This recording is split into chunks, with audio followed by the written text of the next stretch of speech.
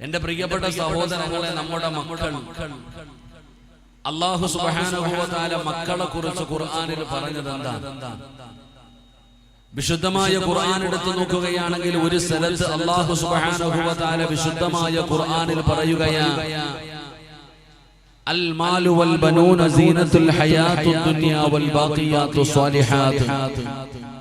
വിശുദ്ധമായ ഖുർആനിന്റെ ഒരു ഭാഗം എടുത്തു നോക്കിയാൽ അല്ലാഹു സുബ്ഹാനഹു വ തആല മക്കളെ കുറിച്ച് പറയുന്നത്, ആ മക്കൾ ചില മാതാപിതാക്കൾക്ക് അലങ്കാരമാണ്, അവർക്ക് സൗഭാഗ്യമാണ്, അവരുടെ ദുനിയാവും ആഖിറവും രക്ഷപ്പെടാനുള്ള ഒരു വഴിയാണ് മക്കളെന്ന് വിശുദ്ധമായ ഖുർആനിൽ അല്ലാഹു പറയുകയാണ്.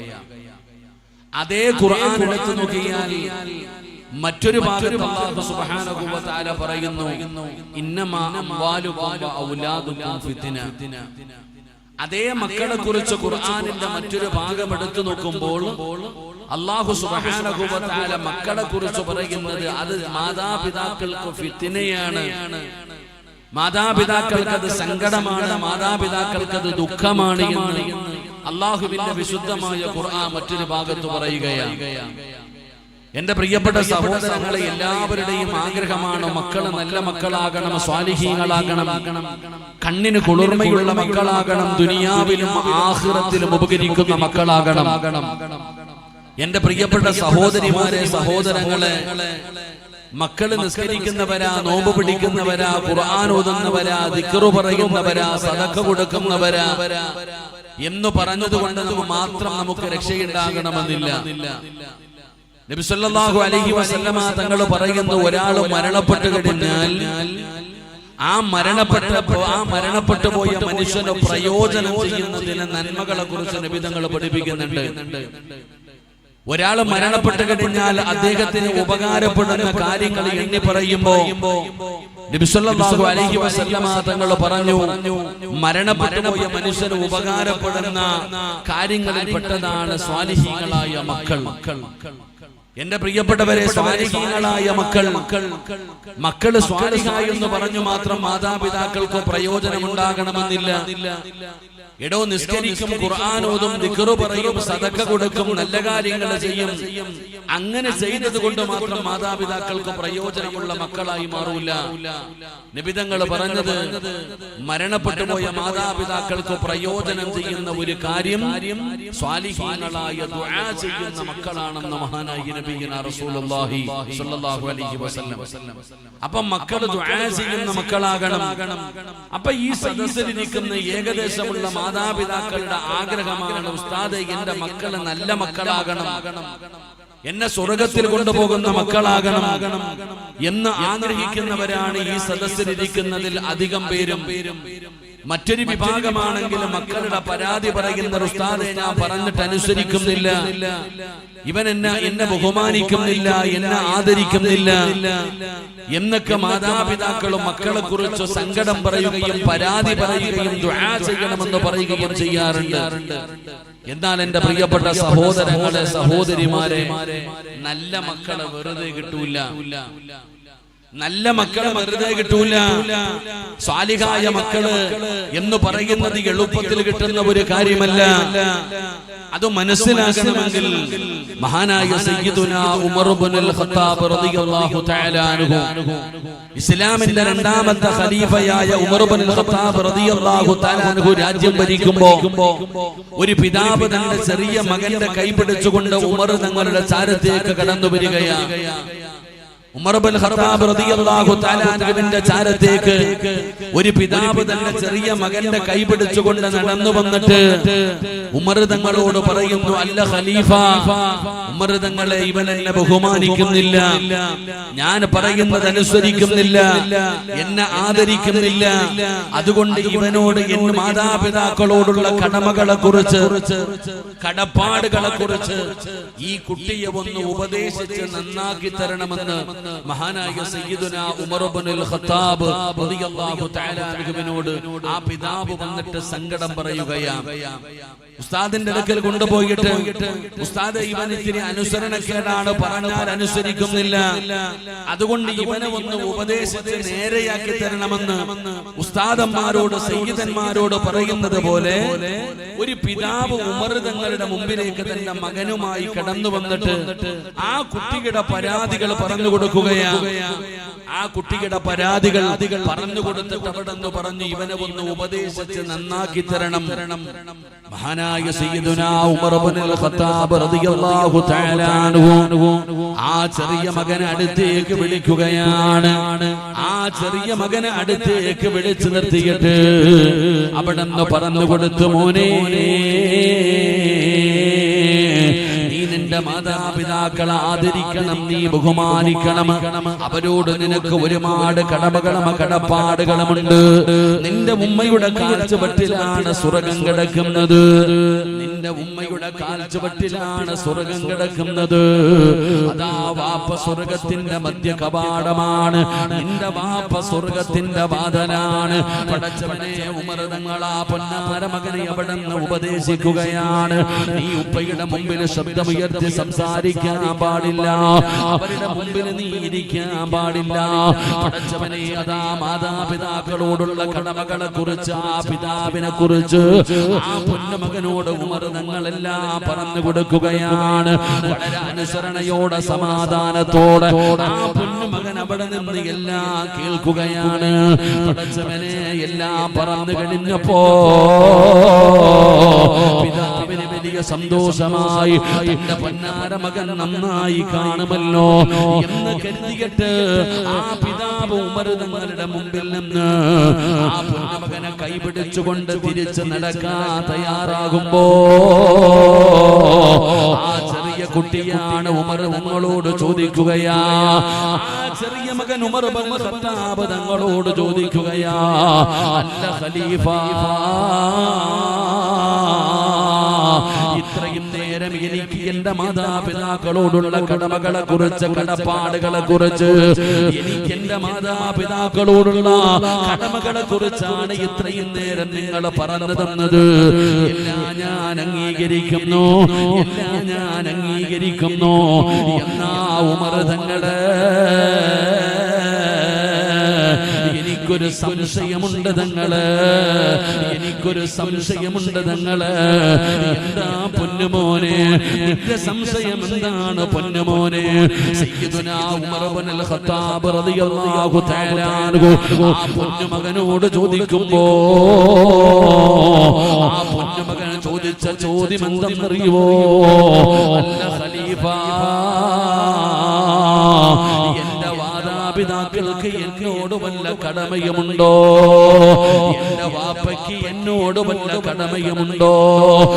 തങ്ങൾ അത്ഭുതപ്പെടുകയാണ്. ആ ചെറിയ കുട്ടിയുടെ ചോദ്യം കേട്ടപ്പോ അതാ സയ്യിദുനാ ഉമർ ഇബ്നുൽ ഖത്താബ് റളിയല്ലാഹു തആല അൻഹു അത്ഭുതപ്പെടുകയാണ്. അവനോട് പറഞ്ഞു കൊടുത്തു, മോനെ, നിനക്ക് നിന്റെ മാതാപിതാക്കളോട് കടമയുള്ളതുപോലെ നിന്റെ വാപ്പയ്ക്കും നിന്നോട് ചില കടമയുണ്ടെന്ന് മഹാനായ സയ്യിദുനാ ഉമർ ഇബ്നുൽ ഖത്താബ് റളിയല്ലാഹു തആല അൻഹു പറഞ്ഞു കൊടുക്കുമ്പോ ഈ വഅദ കേൾക്കാൻ വന്നിരിക്കുന്ന മാതാപിതാക്കളോട് പറയുകയാണ്, മക്കളെ കുറിച്ച് സങ്കടം പറയുന്ന, മക്കളെ കുറിച്ച് പരാതി പറയുന്ന, ബഹുമാനിക്കുന്നില്ല, ആദരിക്കുന്നില്ലെന്ന് കുറ്റം പറയുന്ന എന്റെ പ്രിയപ്പെട്ട ഉപ്പമാരെ, ഉമ്മമാരെ, മക്കളോട് മാതാപിതാക്കൾക്ക് ചില കടമകളുണ്ട്. മക്കളോട് മാതാപിതാക്കൾക്ക് ചില കടമകളുണ്ട്. ആ കടമകൾ നീ പാലിച്ചവനാണോ? ആ കടമകൾ നീ പാലിച്ചവളാണോ? ഈ പറയുന്ന കടമകൾ നീ പാലിച്ചാൽ, പ്രത്യേകിച്ച് പിതാക്കന്മാരോടാണ്, പ്രത്യേകിച്ച് ഉപ്പമാരോടാണ് ഈ പറയുന്ന കടമകൾ നീ എങ്ങാണം പാലിച്ചാ, പടച്ചവനെ, ഒരിക്കലും നിന്റെ മക്കള് കാരണം സങ്കടപ്പെടേണ്ടി വരില്ല, മക്കള് കാരണം കരയേണ്ടി വരില്ല, മക്കള് കാരണം നാണം കെടേണ്ടി വരില്ല. നാളെ പടച്ച റബ്ബിന്റെ കോടതിയിൽ നിന്റെ മക്കൾ നിന്നെ പിടിച്ചു നിർത്തൂല. ആ മക്കളുടെ കയ്യിൽ പിടിച്ചിട്ട് അല്ലാഹുവിന്റെ സ്വർഗത്തിലേക്ക് കടന്നു പോകാൻ കഴിയും സഹോദരാ. നിങ്ങള് ഈ പറയുന്ന കടമകളെ പാലിച്ചിട്ടില്ലയോ? മക്കളിലൂടെ നിനക്ക് വല്ലാത്ത സങ്കടമാ. ഉപ്പമാരോട് ഉമ്മാവിന്റെ കടമയാണ്. മക്കൾക്ക് തിന്നാ മാത്രം കൊടുത്താ പോരാ, അവര് ചോദിക്കുന്നത് മുഴുവനും വാങ്ങിക്കൊടുത്താ പോരാ. മക്കളോട് നിനക്ക് ചില കടമകളുണ്ടെന്ന് ആദരവായ പ്രവാചകൻ നബി മുഹമ്മദ് മുസ്തഫ.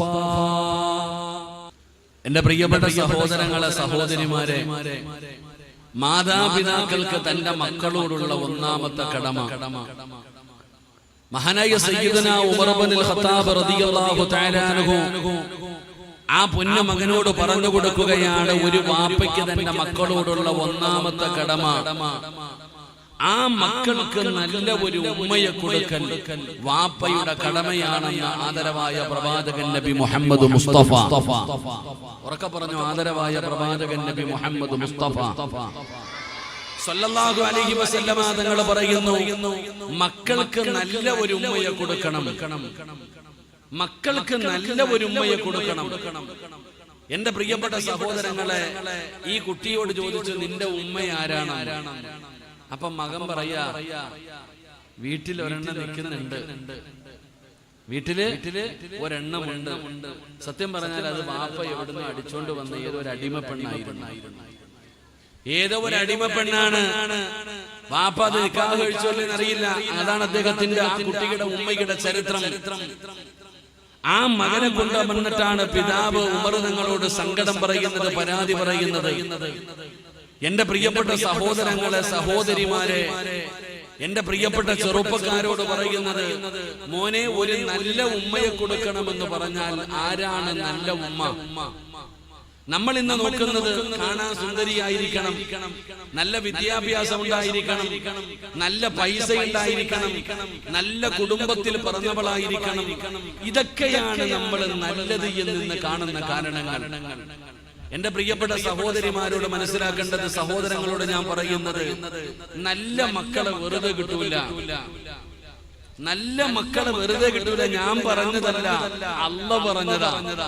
ഇപ്പൊ ഉദാഹരണം ഞാൻ ചോദിക്കട്ടെ, ഈ കാണുന്ന സ്റ്റേജിന്റെ മുമ്പിൽ ഒരു വാഴ വെച്ചു. ആ വാഴ വെച്ചു, വാഴ കുലച്ചു. ഞങ്ങളുടെ നാട്ടിലും പോലെ ഇവിടെ എന്തെങ്കിലാണെങ്കിൽ വേറെന്തെങ്കിലാണെങ്കിൽ പാടാട്ടോ. ഒരു വാഴ കുലച്ചു കഴിഞ്ഞിട്ട് ഇങ്ങനെ നോക്കുമ്പോ ഉദ്ദേശിച്ചതുപോലെ കൊല പോരാ, ശരിയായിട്ടില്ല. ഉടനെ നേരെ നീലേശ്വരത്തോ പടന്നയിലോ പോയിട്ട്, അല്ലെങ്കിൽ ചെറുവത്തൂരോ പോയിട്ട് നല്ല വളം, 18ന്റെ വളം മേടിച്ചു കൊണ്ടുവന്നിട്ട് ഈ വാഴയുടെ ചുവട്ടിൽ വളം വാരി ഇടുന്നുണ്ട്. രാവിലെയും വൈകിട്ടും വെള്ളം ഒഴിക്കുന്നുണ്ട്. നീ എത്ര വളമിട്ടാലും എത്ര വെള്ളം ഒഴിച്ചാലും ഈ കൊല നീ ഉദ്ദേശിച്ചതുപോലെ ആകുമോ ഇല്ലയോ? അല്ലാഹു ഈമാൻ തരുമാറാകട്ടെ. നല്ലതുപോലെ ആവോ? വെടി കൊണ്ടതുപോലെ ഇരിക്കാതെ പറ, നല്ലപോലെ ആവോ? എത്ര വളമിട്ടാലും എത്ര വെള്ളം ഒഴിച്ചാലും അതിനൊരു പരിധിയുണ്ട്. കാരണം കുലച്ചുപോയി. എന്റെ പ്രിയപ്പെട്ട സഹോദരങ്ങൾ, അപ്പൊ ആദ്യം എന്ത് ചെയ്യണമായിരുന്നു?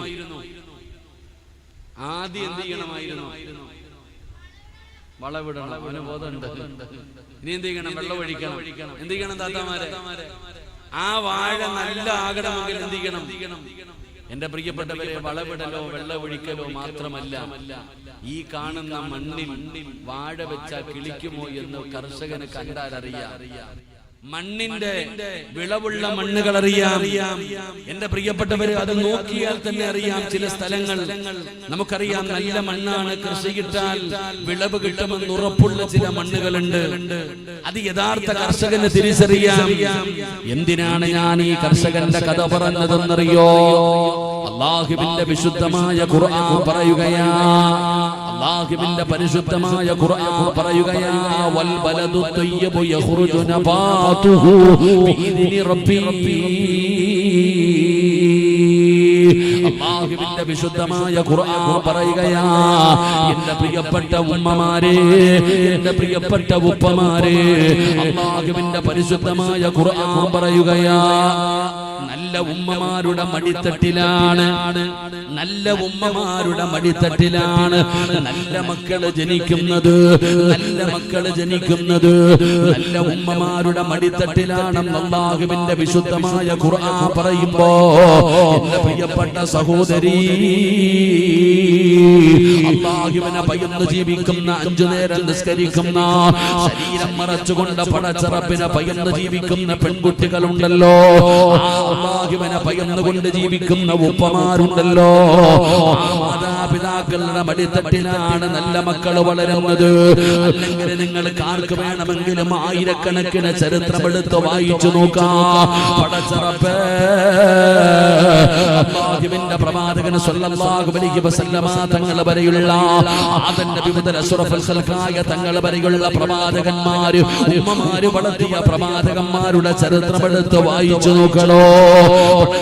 നിങ്ങൾ ആരുടെ ചരിത്രം വേണമെങ്കിലും എടുത്ത് വായിച്ചു നോക്ക്.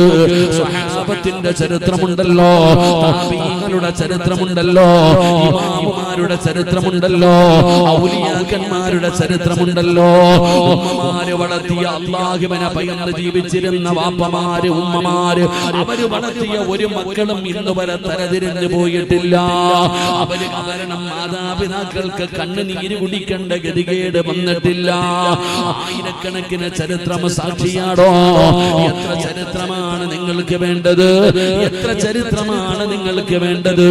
പടച്ചവനെ, സാബിത്ത് ബിൻ ഇബ്രാഹിം എന്ന് പറയുന്ന ഒരു ചെറുപ്പക്കാരനുണ്ടായിരുന്നു. നുഅ്മാൻ ബിൻ സാബിത്ത് എന്ന് പറയുന്ന ചെറുപ്പക്കാരൻ അല്ലാഹുവിനെ ഭയന്ന് ജീവിക്കുന്നവനാണ്.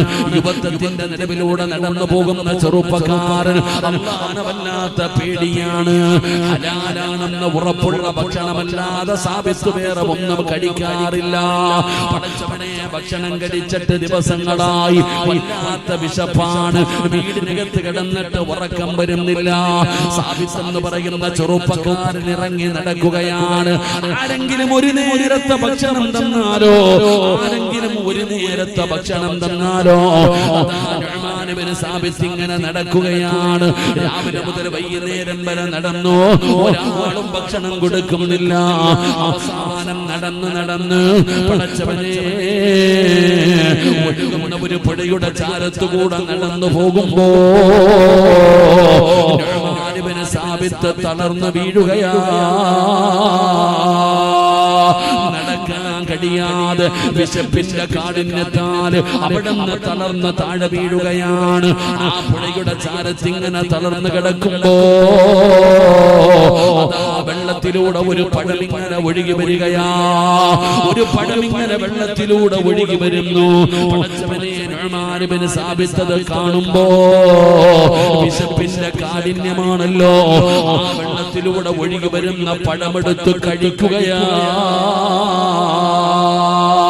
പടച്ചവനെ, പകുതി അങ്ങ് ആമാശയത്തിലേക്ക് ചെന്നപ്പോ സാബിത്ത് ചിന്തിക്കാൻ തുടങ്ങി, അല്ലാഹുവേ, ഇതാരുടേതാണെന്നറിയില്ലല്ലോ, ഇതാരുടേതാണെന്നറിയില്ലല്ലോ, അനുവാദം ചോദിച്ചില്ലല്ലോ, ഹറാമ് തിന്നല്ലോ അല്ലാഹ്, എന്റെ രക്തത്തിൽ ഹറാമ് കലർന്നല്ലോ അല്ലാഹ്, ഇനി നന്മ ചെയ്തിട്ട് കാര്യമില്ലല്ലോ, എന്റെ ദുആ അല്ലാഹു സ്വീകരിക്കില്ലല്ലോ, എന്റെ നന്മകൾ അല്ലാഹു സ്വീകരിക്കില്ലല്ലോ, ഞാൻ നരകത്തിന്റെ അവകാശിയായി പോയല്ലോ.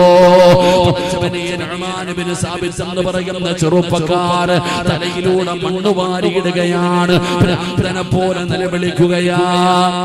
കണ്ടവരെല്ലാവരും വിചാരിച്ചു ഭ്രാന്ത് പിടിച്ചതാണെന്ന്.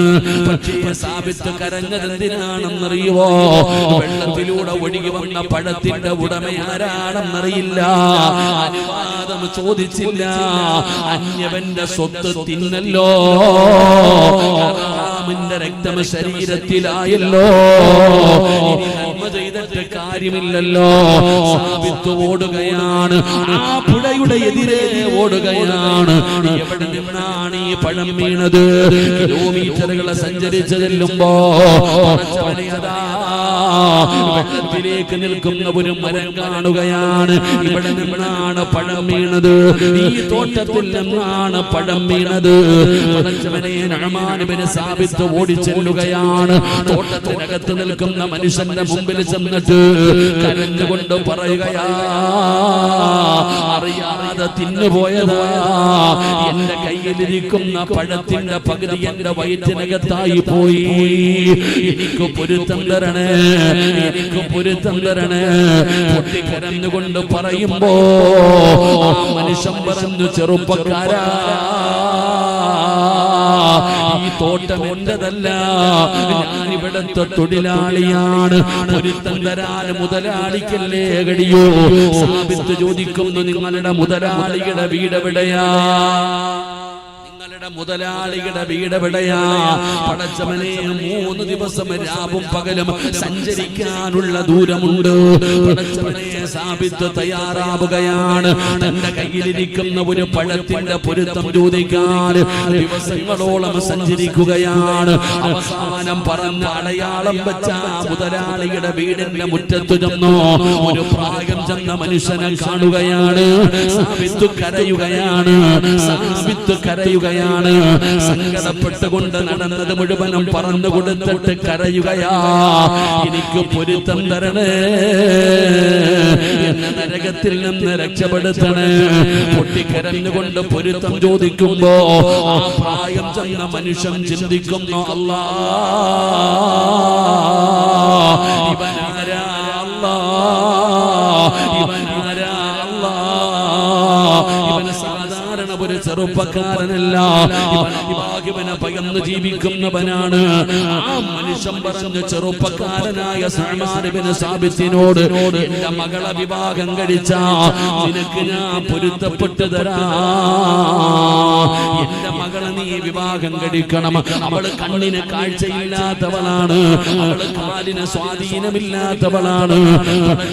നഅ്മാൻ ഇബ്നു സാബിത്ത് ചിന്തിച്ചു, റബ്ബേ, ദുനിയാവാണല്ലോ, ആഖിറമല്ലേ രക്ഷപ്പെടേണ്ടത്. അങ്ങനെ അവളന്ന് വിവാഹത്തിന് സമ്മതിക്കുകയാണ്. പെങ്ങളെ, കല്യാണം കഴിഞ്ഞു മണിയറക്കകത്തേക്ക് സാബിത്ത് ചെല്ലുമ്പോ ഒരു സുന്ദരിയായ മണവാട്ടി മണിയറക്കകത്ത് ഒരുങ്ങിയിരിക്കുകയാ.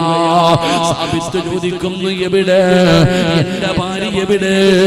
കണ്ണ് കാണാത്ത, കാലിന് സ്വാധീനമില്ലാത്ത എന്റെ ഭാര്യ എവിടെ എന്ന് ചോദിക്കുമ്പോ ആ പെണ്ണ് പറഞ്ഞു, സാബിത്തേ, ഞാൻ തന്നെയാണ് നിന്റെ ഭാര്യ, ഞാൻ തന്നെയാണ് നിന്റെ ഭാര്യ. എന്റെ കണ്ണിന് കുഴപ്പമില്ല, എന്റെ ചെവിക്ക് കുഴപ്പമില്ല, എന്റെ കാലിന് സ്വാധീനമില്ല. പിന്നെ എന്റെ പിതാവ് പറയാനുള്ള കാരണം എന്തെന്നറിയോ?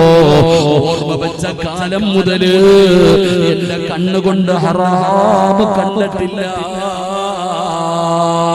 ഈ കണ്ണുകൊണ്ട് അല്ല കാണരുതെന്ന് പറഞ്ഞ ഒരു കാര്യവും ഞാൻ എന്റെ കണ്ണുകൊണ്ട് കണ്ടിട്ടില്ല സാബിത്ത്.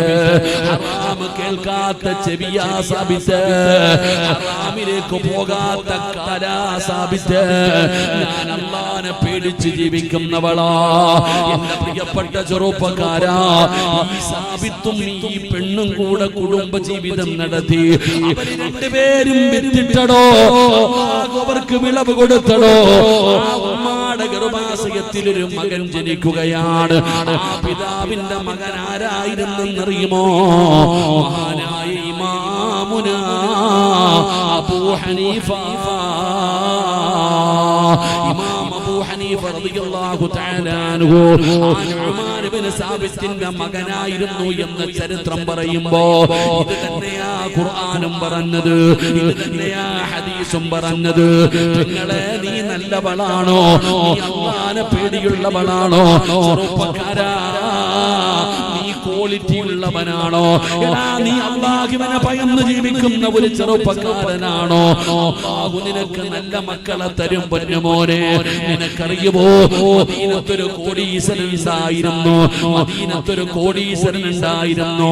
ആ കോടീശ്വരന്റെ കൊട്ടാരത്തില്, ആ കോടീശ്വരന്റെ തോട്ടത്തിലെ ജോലിക്കാരനാണ് മുബാറക് എന്ന് പറയുന്ന മനുഷ്യന്. മദീനത്ത് വലിയൊരു സമ്പന്നൻ ഉണ്ടായിരുന്നു. ആ സമ്പന്നന്റെ മുന്തിരിത്തോട്ടത്തിലെ ജോലിക്കാരനാണ് മുബാറക്. ആ മുബാറക് എന്ന് പറയുന്ന ആ അടിമ ഒരു ദിവസം യജമാനന്റെ മകളെ പെണ്ണ് കാണാൻ ആള് വന്നു.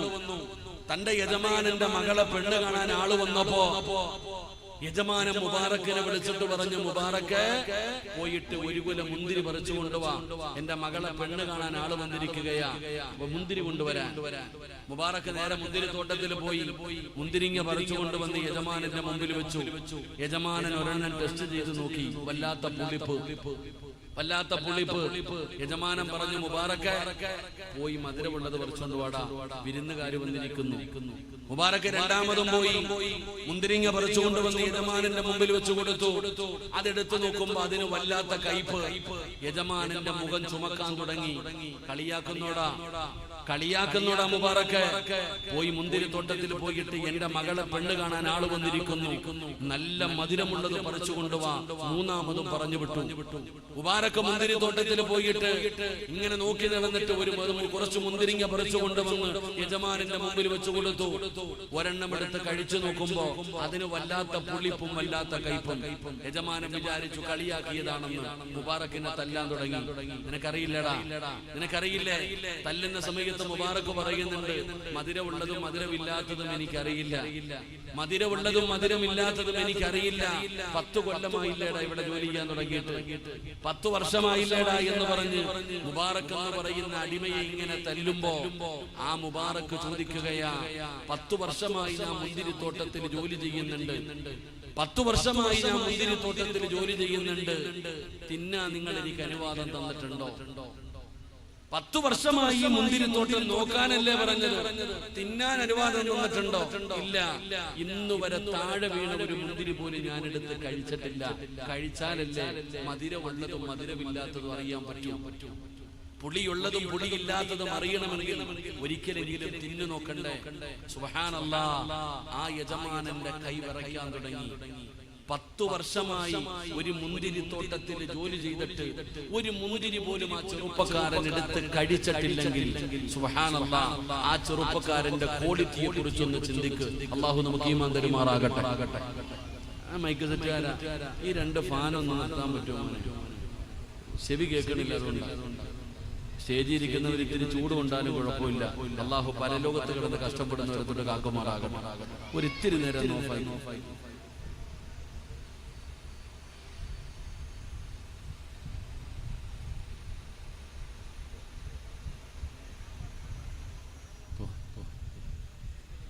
ഒരു ഇടിയും മഴയും കഴിഞ്ഞ പോലുണ്ട്.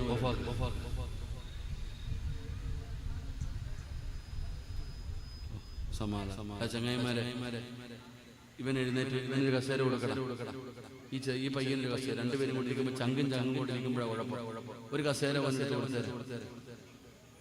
10 വർഷം ഒരു മുന്തിരിത്തോട്ടത്തിൽ ജോലി ചെയ്തിട്ട് താഴെ വീണ ഒരു മുന്തിരി പോലും എടുത്ത് കഴിച്ചിട്ടില്ലെങ്കിൽ ആ ചെറുപ്പക്കാരന്റെ സ്വഭാവത്തെ കുറിച്ച് നിങ്ങൾ ചിന്തിക്കും. ഇരിക്കടാ, മതി, എഴുന്നേറ്റെല്ലാം അങ്ങോട്ട് ഇനി മിണ്ടരുത്. ഇനി ഇവിടെ ഇരുന്ന് കാര്യം പറഞ്ഞാൽ ഞാൻ ഇവിടെ കേറ്റു, ഇവിടെ സ്റ്റേജിൽ കയറ്റി നിർത്തും. എന്നിട്ട് ഞാൻ ഖുർആൻ ഓതിപ്പിക്കും. അതിനൊക്കെ പിടിച്ചതോ, അതിനൊക്കെ പിടിച്ചിരുത്തിക്കോ. ഇപ്പൊ പിടിച്ചാൽ കുഴപ്പമില്ല, കുറച്ച് കഴിഞ്ഞാൽ പ്രശ്നം. മക്കളെ ഉണ്ടാതിരി. 10 വർഷം ഒരു മുന്തിരിത്തോട്ടത്തിൽ ജോലി ചെയ്തിട്ട് ചിലർ ഗൾഫിൽ പോകും. അറബി പിടിച്ചിട്ട് നല്ലവനാന്ന് പറഞ്ഞ് ക്യാഷറി എത്തും. അറബി എത്തിങ്ങാനേലാകും, ഇവൻ കോടീശ്വരനമാകും. അള്ളാഹു കാക്കുമാറാകട്ടെ. എന്റെ പ്രിയപ്പെട്ട സഹോദരങ്ങളെ, ആ യജമാനൻ മുബാറക്കിന്റെ ഈ ഒരു വർത്തമാനം കേട്ടപ്പോ കയ്യും കാലും വിറക്കാൻ തുടങ്ങി. നേരെ റൂമിനകത്ത് പോയി പെണ്ണ് കാണാൻ വന്നവരൊക്കെ പറഞ്ഞു വിട്ടു.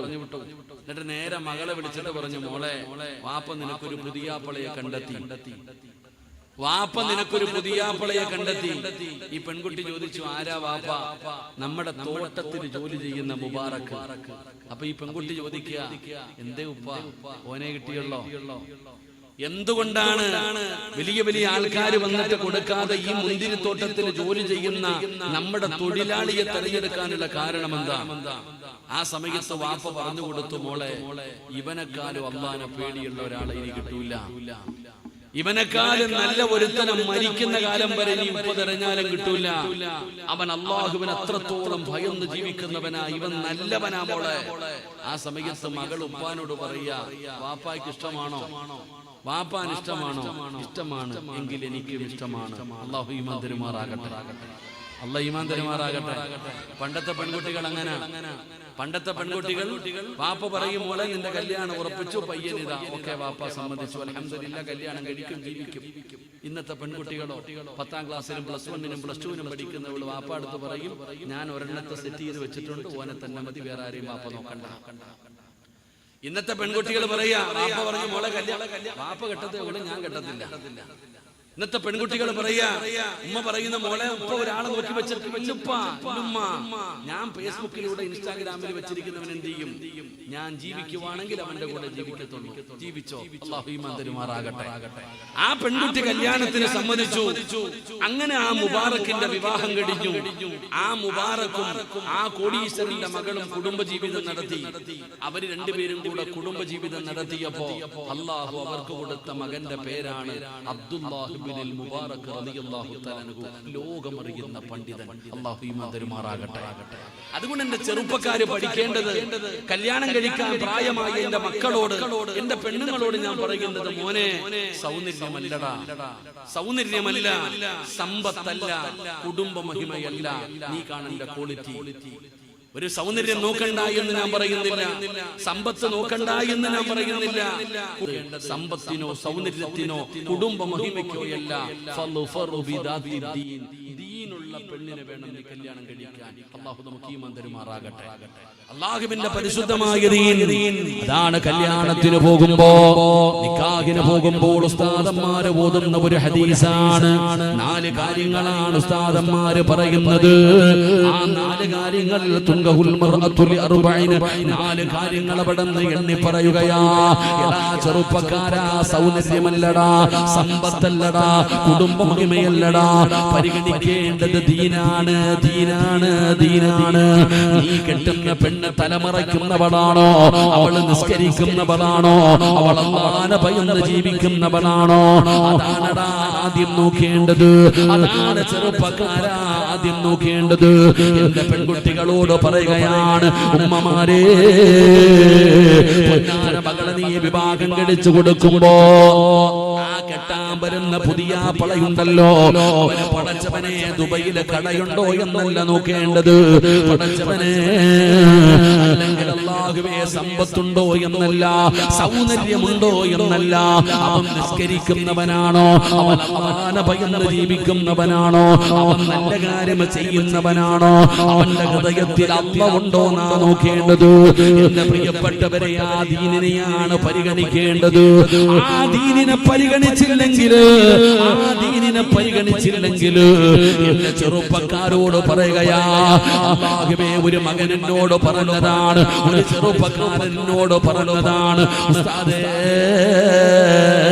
എനിക്കൊരു യതീമായ പെൺകുട്ടിയെ വിവാഹം കഴിക്കണമെന്ന് വല്ലാത്ത ആഗ്രഹമുണ്ട്. എന്റെ ഉമ്മ സമ്മതിക്കുന്നില്ല, എന്റെ ഉമ്മ സമ്മതിക്കുന്നില്ല. എവിടെ പോയി പെണ്ണ് കണ്ടാൽ ഉമ്മയ്ക്ക് ഇഷ്ടപ്പെടുന്നില്ല ഉസ്താദ്. കാരണം ഉമ്മയ്ക്ക് വേണ്ടത് സമ്പത്താണ്, ഉമ്മ ആഗ്രഹിക്കുന്നത് സമ്പത്താണ്. വേണ്ടടാ ചെറുപ്പക്കാരാ, കിട്ടുന്ന പെണ്ണിന്റെ പണം കണ്ടിട്ട് കല്യാണം കഴിക്കരുത്. എന്റെ യുവത്വത്തോട് പറയുകയാണ്, സ്നേഹത്തോട് പറയുകയാണ്, എന്റെ ചെറുപ്പക്കാരാ, പെണ്ണിന്റെ പണം നോക്കിയിട്ട് വിവാഹം കഴിക്കരുത്. അവൾക്ക് ദീനില്ല, ആവശ്യത്തിന് പണമുണ്ട്. കെട്ടല്ലേടാ ചെറുപ്പക്കാരാ, കെട്ടല്ലേടാ ചെറുപ്പക്കാരാ, ഒരുപാട് സമ്പത്തുണ്ട്, അല്ലാഹുവിന്റെ ദീൻ അവൾക്കില്ല. അവളെ നീ വിവാഹം കഴിക്കരുത്. പെണ്ണിന്റെ പണം നോക്കിയിട്ട് വിവാഹം കഴിച്ചാ,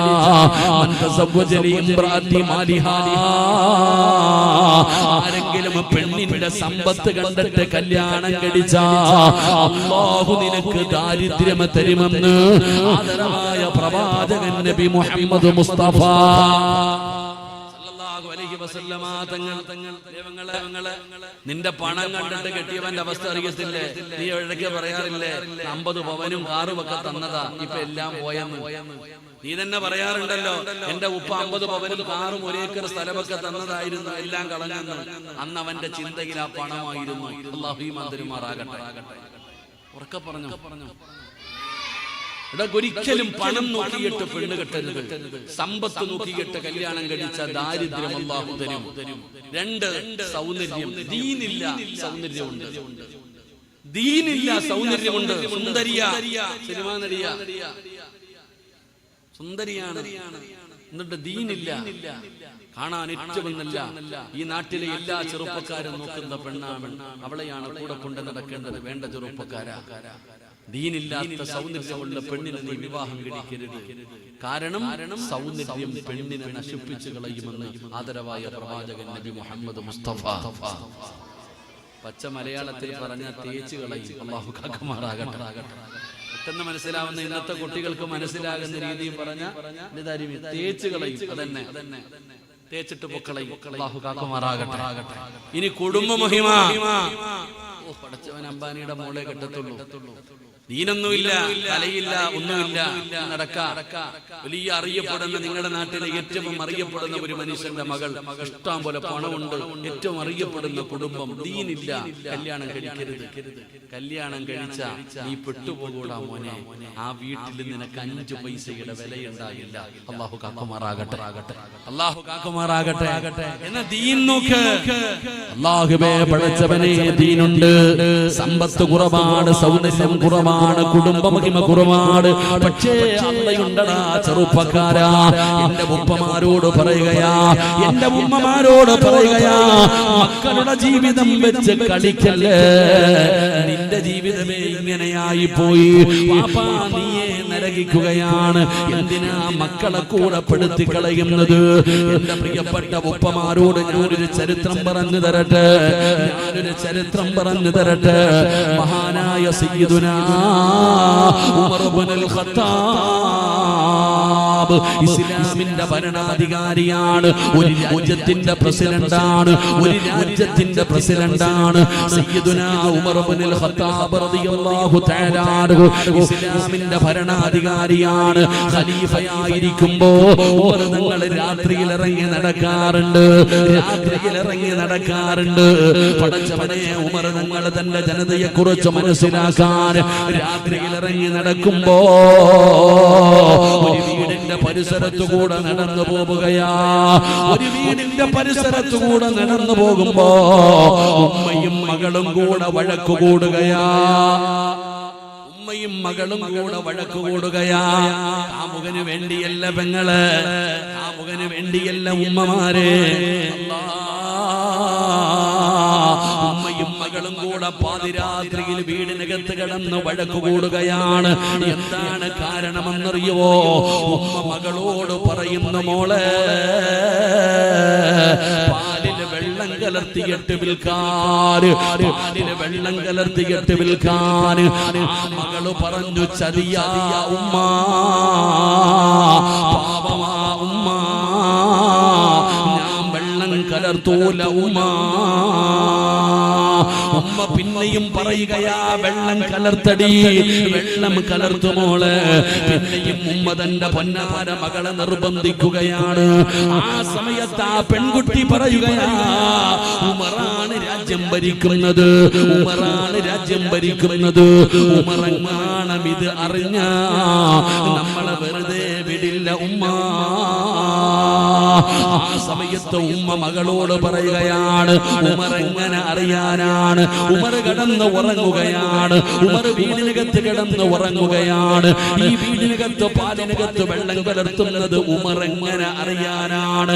ഉമർ തങ്ങൾ വീടിന്റെ പുറത്തു നിന്ന് കേൾക്കുകയാണ്, നീ വെള്ളം കലർത്തടി.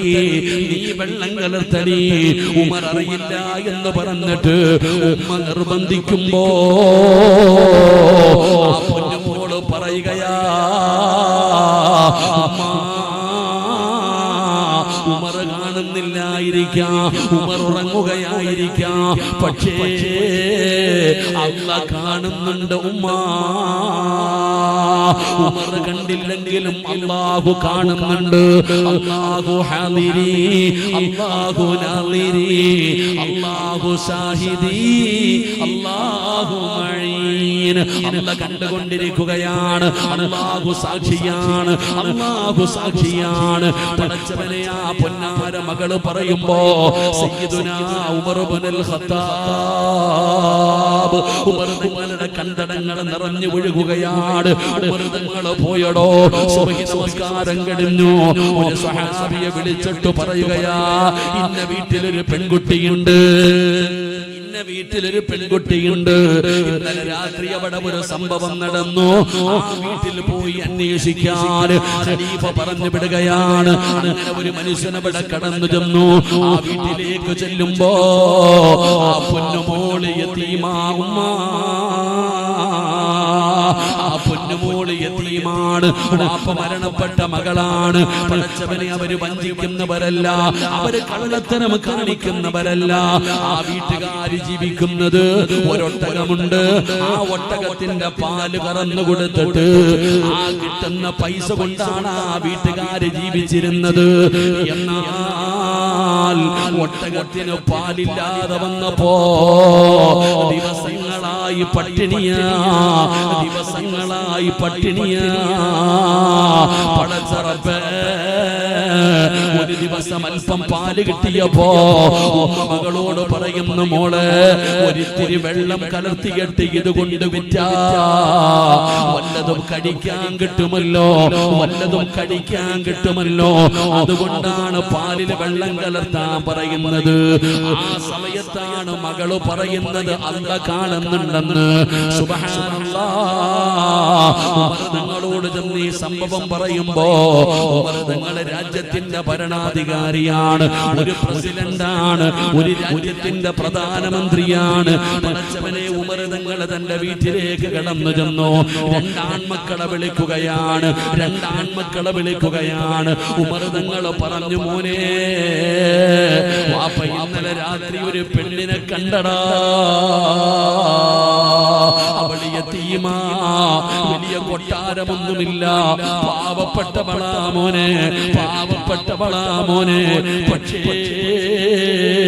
അവരുടെ ഹൃദയത്തിനകത്ത് അല്ലാഹു ഉണ്ട് മോനെ. എനിക്ക് വിവാഹം കഴിക്കണമെന്ന് ആഗ്രഹമുണ്ട്. ആ പൊന്നുമോള് എനിക്ക് വിവാഹം കഴിക്കണമെന്ന് ആഗ്രഹമുണ്ട്. പക്ഷേ പ്രായം ചെന്നത് കാരണം എനിക്കതിന് പറ്റൂല.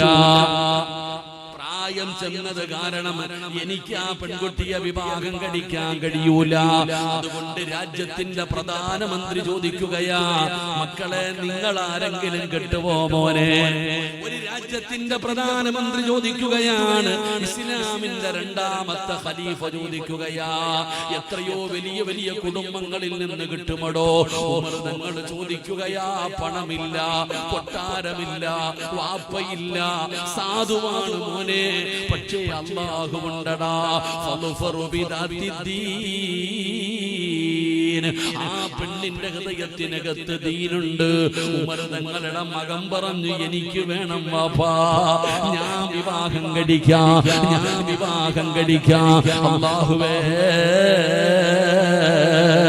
ഉമർ ഇബ്നു അബ്ദുൽ അസീസ് എന്ന് പറയുന്ന ഒരു മഹാന്റെ ചരിത്രം അറിയുമോ? രണ്ടാമത്തെ ഉമർ എന്നറിയപ്പെടുന്ന ഉമർ ഇബ്നു അബ്ദുൽ അസീസ് റളിയല്ലാഹു തആല അൻഹു. നിനക്ക് പറഞ്ഞാ മനസ്സിലാകില്ല പെങ്ങളെ, ആരാണ് ഉമർ ഇബ്നു അബ്ദുൽ അസീസ് എന്നറിയുമോ? സാധാരണ ഒരു മനുഷ്യനല്ല. തന്റെ മരണം അടുത്തെന്ന് മനസ്സിലായപ്പോ, തന്റെ മരണം അടുത്തെന്ന് മനസ്സിലായപ്പോ ഉമർ ഇബ്നു അബ്ദുൽ അസീസ് കുളിച്ച് റെഡിയാവുകയാണ്, കുളിച്ച് തയ്യാറാവുകയാണ്. എന്നിട്ട് നേരെ തന്റെ ബെഡ്റൂമിലേക്ക് കടന്നു വന്നു. എന്നിട്ട് തന്റെ ഭാര്യയെ വിളിക്കുന്നു, ഫാത്തിമ, വാ ഫാത്തിമ, വാ ഫാത്തിമ. തന്റെ പ്രിയതമയെ വിളിക്കുകയാണ്. എന്നിട്ട് പറയുകയാ, എന്റെ മരണം അടുത്തടി, എന്റെ മരണമെടുത്തു ഫാത്തിമ. അങ്ങോട്ടും ഇങ്ങോട്ടും പരസ്പരം സംസാരിക്കുകയാണ്, രണ്ടുപേരും സംസാരിക്കുകയാണ്. പടച്ചവനെ പൊരുത്തം ചോദിക്കുകയാണ്, രണ്ടുപേരും അങ്ങോട്ടും ഇങ്ങോട്ടും പൊരുത്തം ചോദിച്ചു, വസിയത്തുകൾ ചെയ്തു. അവസാനം ഉമർ ഇബ്നു അബ്ദുൽ അസീസ് ചോദിക്കുകയാ, നിനക്ക് വല്ലതും പറയാനുണ്ടോ ഫാത്തിമ? ഇനി എന്തെങ്കിലും പറയാനുണ്ടോ? തന്റെ പ്രിയപ്പെട്ട ഭാര്യ മിണ്ടാതെ നിന്നപ്പോ ഉമർ ഇബ്നു അബ്ദുൽ അസീസ് പറയുകയാ, എങ്കിൽ വെളിയിലിറങ്ങിയിട്ട് വാതിലടയ്ക്ക്, എങ്കിൽ റൂമിന്റെ പുറത്തിറങ്ങിയിട്ട് വാതിലടയ്ക്ക്. ഫാത്തിമ കരഞ്ഞുകൊണ്ട് ചോദിക്കുകയാണ്, നിങ്ങളുടെ അവസാന സമയമാണ്, നിങ്ങളുടെ അവസാന സമയമാണ്, എന്തിനാ എന്നെ പുറത്തിറക്കുന്നത്? ഞാൻ നിങ്ങളുടെ ചാരത്ത് നിൽക്കേണ്ട സമയമാണല്ലോ. അപ്പോഴാണ് ഉമർ ഇബ്നു അബ്ദുൽ അസീസ് പറയുകയാ, ഇന്നി അറാ ഖലഖൂ ലൈസൂ ബിഉനാസിൻ വലാ ജാൻ. ഫാത്തിമ, മനുഷ്യനും ജിന്നുകളുമല്ലാത്ത ഒരു വിഭാഗം വരുന്നു ഫാത്തിമ. എന്റെ അതിഥികൾ വരുന്നു ഫാത്തിമ, എന്നെ കാണാൻ അതിഥികൾ വരുന്നു ഫാത്തിമ. നീ ഒന്ന് പെട്ടെന്ന് വെളിയിലിറങ്ങ്. ഫാത്തിമ എന്ന് പറയുന്ന പ്രിയപ്പെട്ട ഭാര്യ പടച്ചവനെ വാതിലടച്ചു പുറത്തിറങ്ങുകയാണ്. ഭർത്താവ് സക്കറാത്തിന്റെ അവസ്ഥയിലാണ്, സഹിക്കാൻ കഴിയുന്നില്ലടോ, സഹിക്കാൻ പറ്റുന്നില്ല. പടച്ചവനെ എന്താണ് റൂമിനകത്ത് നടക്കുന്നതെന്ന് അറിയാൻ പറ്റുന്നില്ല. ഉമർ ഇബ്നു അബ്ദുൽ അസീസ് തങ്ങളുടെ ഭാര്യയുണ്ടല്ലോ, വാതിലിന്റെ പഴുതിലൂടെ ഒളിഞ്ഞു നോക്കുകയാ, പഴുതിലൂടെ ഒളിഞ്ഞു നോക്കുകയാണ്. ഭർത്താവിന്റെ റൂമിനകത്തേക്ക് ഒളിഞ്ഞു നോക്കുമ്പോ ഭർത്താവ് പറയുകയാ, അസ്സലാമു അലൈക യാ അസ്റായീൽ. അസ്റായിലിനോട് സലാം പറയുകയാണ്, അസ്റായിലിനോട് സലാം പറയുകയാണ്. ഉമർ ഇബ്നു അബ്ദുൽ അസീസ് അസ്റായിലിനെ സ്വീകരിക്കുകയാണ്. ഫാത്തിമ എന്ന് പറയുന്ന പ്രിയപ്പെട്ട ഭാര്യയുടെ കണ്ടടങ്ങൾ നിറയുകയാണ്. എന്താണ് നടക്കുന്നത്? തന്റെ ഭർത്താവ് അസ്റായിലിനെ സലാം പറഞ്ഞു സ്വീകരിക്കുകയാണ്. അവിടുന്ന് രണ്ടാമത് നോക്കുമ്പോ റൂഹ് പിടിക്കാൻ മലക്ക് വന്നപ്പോ ഖുർആൻ ഓതുന്നു. അല്ലാഹുവിന്റെ വിശുദ്ധമായ ഖുർആൻ അവിടുന്ന് ഉമർ ഇബ്നു അബ്ദുൽ അസീസ് പാരായണം ചെയ്യുകയാണ്. ഏതായത്താ ഓതിയതെന്നറിയോ? ഏതായത്താ ഓതിയതെന്നറിയുമോ? തിൽകദ്ദാറുൽ ആഖിറതു നജ്അലുഹാ ലില്ലദീന ലാ യുരീദൂന ഉലുവൻ ഫിൽ അർളി വലാ ഫസാദാ വൽ ആഖിബത്തു ലിൽ മുത്തഖീൻ. അല്ലാഹുവിന്റെ വിശുദ്ധമായ ഖുർആൻ വൽ ആഖിബത്തു ലിൽ മുത്തഖീൻ. മുത്തഖീങ്ങൾക്കാണ് നല്ല മരണമുള്ളത്, മുത്തഖീങ്ങൾക്കാണ് നല്ല മരണമുള്ളത്. അല്ലാഹുവിന്റെ വിശുദ്ധമായ ഖുർആൻ, വിശുദ്ധമായ ഖുർആൻ അവിടുന്ന് പാരായണം ചെയ്യുകയാണ്. ഭാര്യ നോക്കുമ്പോ മുഖത്തേക്ക് വെള്ള തുണിയെടുത്തിടുകയാണ്. എന്നിട്ട് പറയുന്നു, ലാ ഇലാഹ ഇല്ലല്ലാഹ്. ഷഹാദത്ത് കലിമ പറയുകയാ. അനക്കമില്ല പെങ്ങള്, റൂമിനകത്ത് അനക്കമില്ല. ഭാര്യ വാതിൽ തുറന്നിട്ട് ഓടിച്ചെല്ലുമ്പോ ഉമർ ഇബ്നു അബ്ദുൽ അസീസ് ലോകത്തോട് വിട പറന്ന് കിടക്കുകയാ. പടച്ചവനെ, നാട് മുഴുവനും പടരുകയാണ്. ഉമർ ഇബ്നു അബ്ദുൽ അസീസ് മരിച്ച കാര്യം നാട് മുഴുവനും അറിയുകയാണ്. ജനങ്ങൾ ഒഴുകി വരികയാണ്. അവസാനം അവിടുത്തെ ജനാസ കുളിപ്പിച്ചു പള്ളിയിൽ കൊണ്ടുപോയി നിസ്കരിച്ചു. 6 അടി മണ്ണിനകത്ത് ഇറക്കി വെച്ചു, 6 അടി മണ്ണിനകത്ത് ഇറക്കി വെച്ചു. ഖബറടക്കി കഴിഞ്ഞപ്പോ സാധാരണ എല്ലാവരും പിരിഞ്ഞു പോകുകയാ. എന്നാൽ ഉമർ ഇബ്നു അബ്ദുൽ അസീസിന്റെ ജനാസ ഖബറിലേക്ക് ഇറക്കി കഴിഞ്ഞപ്പോ വലിയ ചർച്ചയാ. പള്ളിയിലും പരിസരങ്ങളിലും മുഴുവനും ചർച്ചയാണ്. എല്ലാവരും പറയുകയാണ്, അസ്റായിലിനോട് സലാം പറഞ്ഞു, അസ്റായിലിനോട് സലാം പറഞ്ഞു. അല്ലാഹുവിന്റെ ഖുർആനിലെ ആയത്തോതി ശഹാദത്ത് കലിമ പറഞ്ഞു. മുഖത്ത് വല്ലാത്ത പ്രകാശമായിരുന്നു, ശരീരം മുഴുവനും സുഗന്ധമായിരുന്നു, ശരീരം മുഴുവനും സുഗന്ധമായിരുന്നു. വല്ലാത്ത മരണമാണ്, മനോഹരമായ മരണമാണ്. ജനാസ ഖബറടക്കിയവർ മുഴുവനും ഒരേ സ്വരത്തിൽ പറയുകയാണ്. ഇത് കേട്ടപ്പോ എല്ലാവരും തിരിച്ചു പോവുകയാ. ഉമർ ഇബ്നു അബ്ദുൽ അസീസിന്റെ വീട്ടിലേക്ക് മയ്യത്ത് കൊണ്ടുവന്ന അതേ വീട്ടിലേക്ക് ജനങ്ങൾ മുഴുവനും തിരിച്ചു പോവുകയാണ്. എന്നിട്ട് അവർ ചോദിക്കുന്നു, ഫാത്തിമ സങ്കടത്തിലാണെന്നറിയാം, ഫാത്തിമ ഭർത്താവ് മരിച്ചതിന്റെ വേദനയിലാണെന്നറിയാം, ഇരിക്കുകയാണെന്നറിയാം.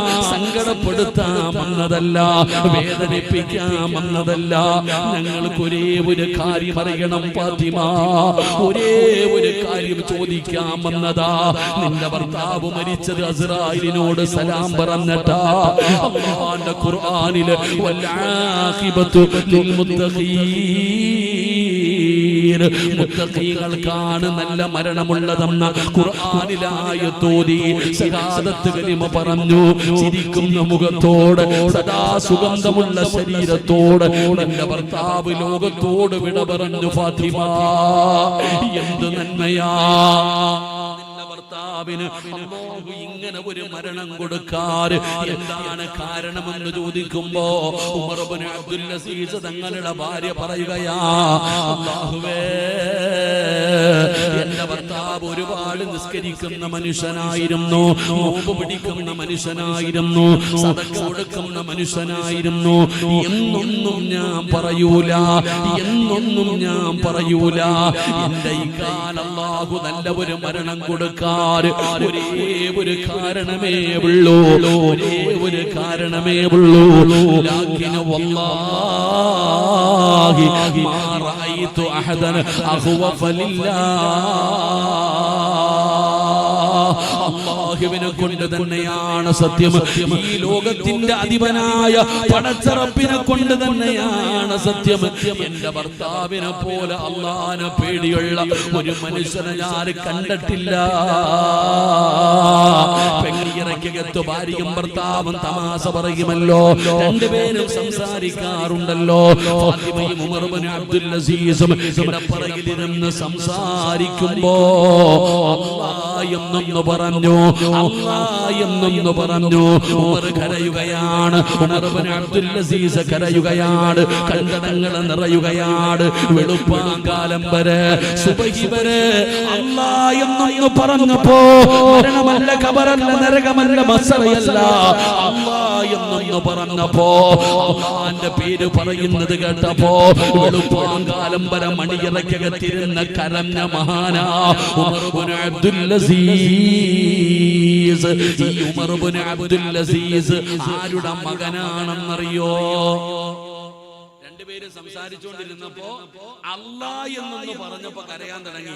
മഹദിയുടെ ചരിത്രം എടുത്തു നോക്ക്, അല്ലാഹ് എന്ന് പറയാൻ പേടിയാ. കാരണം എന്റെ ഭർത്താവ് കരയാൻ തുടങ്ങി. ഭാര്യയും ഭർത്താവ് സംസാരിക്കുമ്പോ അല്ലാഹ് എന്ന് പറഞ്ഞ അപ്പ കരയും. അത് കാരണം സംസാരിക്കുമ്പോ പോലും ആ പേര് പറയാതിരിക്കാൻ ശ്രമിക്കും. എന്റെ പ്രിയപ്പെട്ട സഹോദരിമാരെ, അല്ലാഹുവിന്റെ ഖുർആൻ അസ്റായിലിനോട് സലാം പറഞ്ഞു. പടച്ചവനെ ഖുർആനിലെ ആയത്തോതി ഷഹാദത്ത് കലിമ പറഞ്ഞിട്ട് മരിച്ച മനുഷ്യൻ ആരുടെ മോനാണെന്നറിയാമോ? ഈ ഉമർ തങ്ങൾ പാതിരാത്രി പോയപ്പോ പാലിൽ വെള്ളം കലർത്താൻ പറഞ്ഞപ്പോ പറ്റൂല എന്ന് പറഞ്ഞൊരു പെണ്ണുണ്ടല്ലോ, ആ പെണ്ണിന്റെ കുടുംബത്തിലായി ഈ മഹാൻ ജനിച്ചത്. അല്ലാഹു ഈമാൻ തരുമാറാകട്ടെ, അല്ലാഹു ഈമാൻ തരുമാറാകട്ടെ. ആ പാലിൽ വെള്ളം കലർത്താൻ പറഞ്ഞപ്പോ പറ്റൂല എന്ന് പറഞ്ഞ പെണ്ണില്ലേ, ആ പെണ്ണിന്റെ കുട്ടിയുടെ കുട്ടിയായി ഉമർ ഇബ്നു അബ്ദുൽ അസീസ്. ഇതാ അല്ലാഹ് പറഞ്ഞത്, ഇത് തന്നെയാ അല്ലാഹും പറഞ്ഞത്. എന്റെ പ്രിയപ്പെട്ട സഹോദരങ്ങളെ, സഹോദരിമാരെ, നല്ല ഉമ്മമാരുടെ മടിത്തട്ടിലാ നല്ല മക്കൾ വളരുന്നത്. അല്ലാഹു നമുക്ക് ഈമാൻ തരുമാറാകട്ടെ. അള്ളാഹു ഈമാൻ തരുമാറാകട്ടെ. നിങ്ങളപ്പ ചിന്തിക്കുക, എന്റെ പൊന്നാര സിറാജ് ഇപ്പൊ വന്നിത് വല്ലതും പറഞ്ഞിട്ട് കാര്യമുണ്ടോ? കല്യാണവും കഴിഞ്ഞ് മക്കളുമായി ഇപ്പൊ ഇത് പറഞ്ഞിട്ട് കാര്യമുണ്ടോ? പാപ്പ നിന്റെ കാര്യം എന്തായാലും തീരുമാനമായി, മക്കളുടെ കാര്യം സൂക്ഷിക്കുക. അള്ളാഹു ഈമാൻ തരുമാറാകട്ടെ. എന്റെ പ്രിയപ്പെട്ട സഹോദരങ്ങളെ, ഉമർ ഇബ്നുൽ ഖത്താബ് റളിയല്ലാഹു തആല അൻഹു ആ പൊന്നു മകനോട് പറഞ്ഞു കൊടുത്ത ഒന്നാമത്തെ ഉപദേശം, നിന്റെ വാപ്പയ്ക്ക് നിന്നോടുള്ള ഒന്നാമത്തെ കടമ അള്ളാഹുവിനെ പേടിയുള്ള ഒരു ഉമ്മാനെ നിനക്ക് തരണം. അള്ളാഹുവിനെ പേടിയുള്ള ഉമ്മയെ തരണം. പെങ്ങളെ, നീ നിന്റെ ഭർത്താവിനെ കുറിച്ച് ചിന്തിക്ക്. നല്ലവനാണോ? എന്റെ സഹോദരിമാരോട് പറയുന്നു, ഫേസ്ബുക്കിൽ ചാറ്റാനും ഇൻസ്റ്റാഗ്രാമിൽ ചാറ്റാനും റോഡിന്റെ സൈഡിൽ നിന്ന് ടാറ്റ കാണിക്കാനും ഒരുപാട് എണ്ണത്തിനെ കിട്ടും. പക്ഷെ വിളിച്ച് വീട്ടിൽ കൊണ്ടുവരരുത്. അള്ളാഹു കാത്തിരക്ഷിക്കുമാറാകട്ടെ. ചെറുപ്പക്കാരോടും പറയുന്നു, ഫോൺ നമ്പർ തരാനും നിന്റെ കൂടെ വരാനും വിളിച്ച ഇറങ്ങി വരാനും പെണ്ണുങ്ങൾ റെഡിയാകും. വേണ്ടടാ മോനെ, അള്ളാഹുവിന്റെ ദീനിനെ മുറുകെ പിടിക്ക്, ഇല്ലെങ്കിൽ നീ സങ്കടപ്പെടേണ്ടി വരും. അള്ളാഹു നമ്മളെ കാത്തിരക്ഷിക്കുമാറാകട്ടെ.